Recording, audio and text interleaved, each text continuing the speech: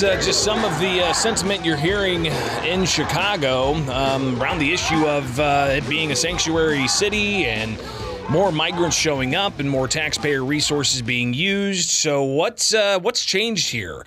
Well, some recent polling indicating quite a bit has changed, and that could be one of the reasons why we're seeing some pressure, including the White House changing direction in building a border wall, despite previous statements seeming that it goes against what their policies were of having welcoming communities across the entire country. Well, to talk more about the polling on this, we're now going to talk with a pollster who put together some information. Matthew Podgorski joins us, and we're going to hear about, how these sentiments may have changed. Matthew, thanks for taking time with us this morning. How you doing? Good, Greg. Good morning. How are you? Good. So we've been tracking this all morning long, from DHS announcing the border wall to the president saying the border wall doesn't work to the governor saying the president's just signaling to Republicans, hey, we're willing to build a wall if you want to come to the table and talk about comprehensive immigration reform, to even Chicago Mayor Brandon Johnson now announcing he's going to the southern border, and Joliet's grappling with whether or not they're going to accept grant dollars. So all of this obviously centering around migration and sanctuary city policies. Tell us about the polling that you did. Yeah, the terminologies have definitely changed over the years, Greg. That's a starting point. When I was studying in college in Chicago, sanctuary city meant something very different than it does today. Sanctuary city meant immigration status wouldn't be questioned by local police so that they can get, better cooperation with crime investigations. It's really changed now quite a bit. But to the poll, at the end of the day, you're talking about a city that Donald Trump gets, between 12 and 15%. So this is not a red city. It's not a conservative city. It's not even a moderate city. It's for the most part a totally Democrat-controlled far left city by any standards. And a majority of those likely voters have said that they want to end sanctuary city and stop housing the migrants, whatever that means to them. And it surprised even me. Sometimes I go into polls having a pretty good idea of which way the wind's going to blow. This time it was a really big surprise to me. So M3 Strategies, the polling done, you say only 39% of respondents believe that Chicago should remain a sanctuary city. Do we have any comparison to that number compared to what it may have been pre-COVID, and then also maybe even recent headlines and the 15,000 or so that Chicago's received in the past 13 months? It's a good question. I haven't pulled that particular question in many years. Off the top of my head, it was a large majority were in favor of sanctuary city and housing of, we didn't call them migrants then, but housing of immigrants and people in need. But I did see a survey was done in February. I don't know if it was necessarily apples to apples, but it was a different survey was done in February that showed support for sanctuary city and asylum seekers and more resources for them. And the tune has changed. Now, keep in mind, this is a snapshot in time. This doesn't necessarily mean that Chicago permanently has changed its thought process on being a welcoming city and sheltering illegal immigrants or legal migrants. But as of right now, there's definitely a double-digit lead in favor of ending sanctuary city as they know it today. Yeah, talk about the demographics here, and how this breaks down. Is it across the board that most people don't want to see Chicago be a sanctuary city anymore, or is there an interesting split as far as the racial demographics here? Yeah, as I've been seeing a lot lately in Chicago, there are essentially two cities here, not broken out the demographic way you would expect those. So if you break it out by race, whites across Chicago are very much in favor of keeping sanctuary city by about double-digit margins.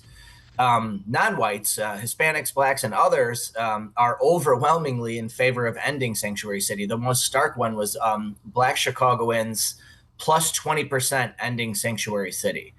So the racial makeup there is really stark. The other one is age. So the younger two age groups, the age groups under 45, overwhelmingly in favor of keeping sanctuary city and continuing to house these migrants without really limit, and over 45 are overwhelmingly against it. We're talking with Matthew Podgorski. He's with M3 Strategies. Recent polling done showing that only 39% of respondents believe Chicago should remain a sanctuary city. What do you think is behind the populations and how they break out here along the racial lines from, I would imagine white liberals saying, hey, we love sanctuary city policies, where you've got black Chicagoans and Hispanic Chicagoans saying, we don't like sanctuary policies and want it reversed. Yeah, it's interesting. I'd say, this is obviously speculation, right? Because we didn't quite dive into that question, quantitatively. But what I would say is I think there's two things going on. One is the effect of migrants and illegal immigration is more felt in minority communities. And two, I think there's a psychological piece. I think it's harder for white people psychologically in the day and age of, the word racism being thrown around like nothing, where I think white people are afraid of being thought of as insensitive or racist or prejudiced. And so I think they're more inclined to say, no, we have to do whatever we have to do to help the migrants because they're from other countries. I think minorities don't have that burden, that guilt to worry about. Matthew, if people want to see more information about this, where can they find it? Of course, they can just listen to this and get the specifics, but talk about M3 Strategies.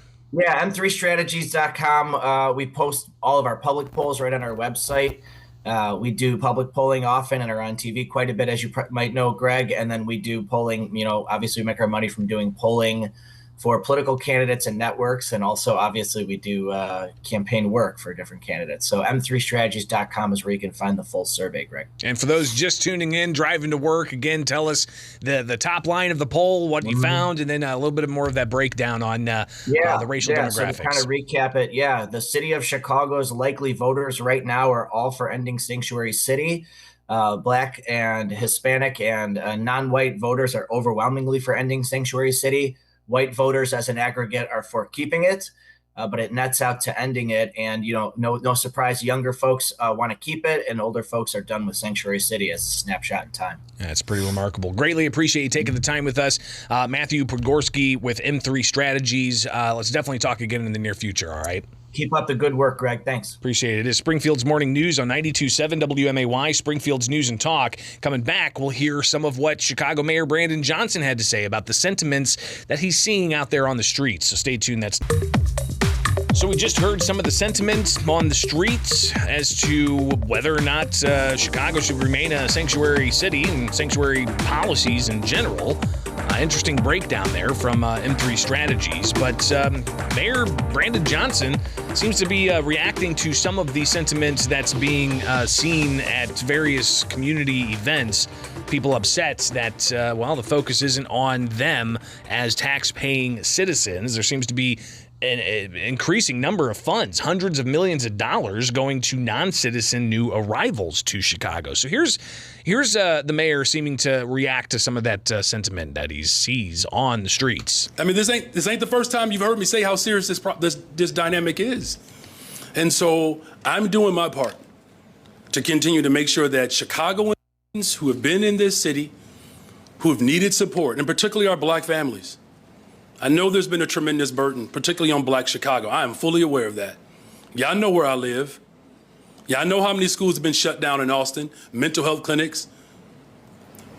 Administration after administration has taken away from black people, not mine. And I want to make this point very clear as well. We're trying to make sure that migrants are not on floors.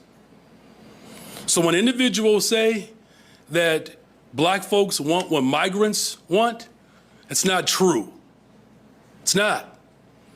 Black folks want what they deserve. And to compare the needs of black people to individuals who are being forced out of their countries because of bad foreign policy, who are living on floors, comparing the conditions in which descendants of slaves have had to endure to migrants who are sleeping on floors, I question how much you actually care and love about black people and understand their conditions. And so I got you, because we speak out loud. So going to the border is to make sure that everybody knows that my administration is committed to making sure that we are putting together the full force of government at every single level to ensure that these families, who, by the way, they're not illegal, they're asylum seekers. So we've heard the mayor. I want to hear from you. We've got a few minutes here at 217-629-7970. That's the phone number, 217-629-7970. You can also email me, bishoponair@gmail.com. Again, call in live and local, 217-629-7970. Somebody emailing in says, I love the way the Democratic Party tries to rewrite history. Maybe it's just the Bolshevik background. I can't find the direct quote, but Lori not only reaffirmed Chicago as a sanctuary city, but welcomed undocumented workers there. Wait until train loads start arriving in New York and D.C. So let's get to the phones. Good morning. You're on WMAY. Yes, I just want to know if the mayor of Chicago wants to be the mayor because he wants to be a soccer dad. He has family things, but when you take the obligation of mayor of Chicago, that's a pretty big job. It's not just the mayor of a small town. And for him to say what he said about, well, I'll get to the border eventually. I got to go see my son's soccer game, shows how tone deaf he is. Or he was put in such a bad spot that he really has no interest in doing this. He's just giving lip service to the people who are polling, saying that they don't want this, and he's just put in a bad spot right now. But I just thought it was incredibly tone deaf for him to say that he's got to go to his kid's soccer game. I'll hang up and listen. Yeah, I appreciate the call. And if you missed that earlier on when we were hearing some of the questions of when is the mayor going to go to the Chicago or go to the southern border, Chicago Mayor Brandon Johnson's like, whoa, guys, I have kids and a family, and I live in Austin, and so on. So good morning. You're on WMAY. Let's hear your thoughts.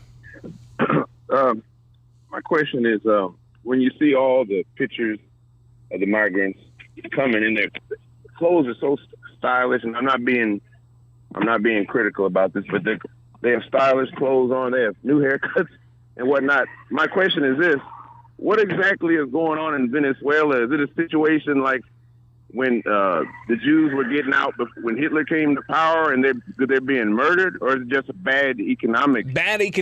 It's a socialist country. It's a socialist country that's not treating the people well. I mean, they don't have freedom. They don't have economic prosperity.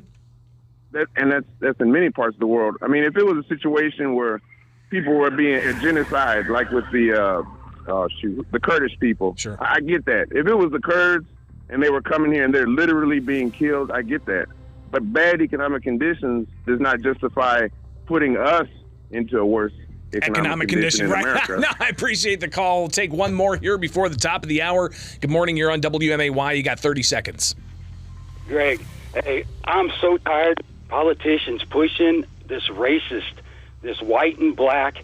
I get approached all the time, and people call me white. My mother is full-blooded Italian, and my dad was American Indian, and I get called white all the time. I'm so tired of it. Why can't we just be Americans?